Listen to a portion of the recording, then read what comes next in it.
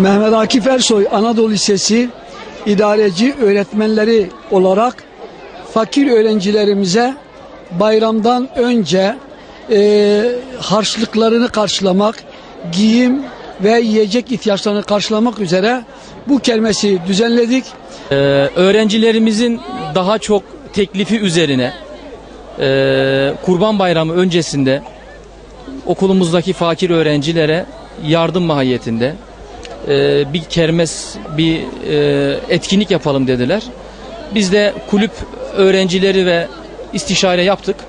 Böyle bir kermesin olmasını talep ettik. Böyle bir sonuç ortaya çıktı. Ve öğrencilerimizin katkıları, velilerimizin katkılarıyla böyle bir organizasyonu yaptık. Hamdolsun çok güzel bir teveccüh oldu. Şimdi toplanan paraları kulüp olarak, okul idaresi olarak beraberce tespit ettiğimiz öğrencilerimize kimisine işte bayram öncesinde ayakkabı, elbise, pantolon, kimisinin de cebine bayramda harcayabileceği bir harçlık vererek inşallah programımızı bitirmiş olacağız. Mehmet Akif Ersoy Anadolu Lisesi öğrencileri ve öğretmenleri Sosyal Yardımlaşma Kulübü adına yaptığımız bu kermesi durumu düşük öğrencilere harçlık mahiyetinde düzenledik.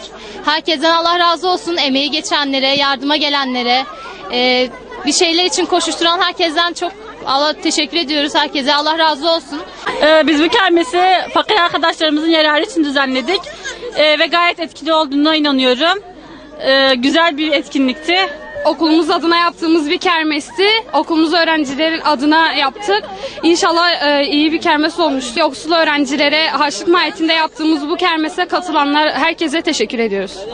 Yardım kermesi yapıldı. Bu kermeste ihtiyacı olan herkes için bir şeyler sattık ve onlar için yardımda bulunacağız. Kermese katılan herkese teşekkürler. Mehmet Akif Ersoy Anadolu Lisesi olarak yardıma muhtaç öğrenciler için bir kermes düzenledik. Bu kermeste toplanan paralar yardımına muhtaç öğrencilere yardım edeceğiz. Hepinize teşekkür ederim.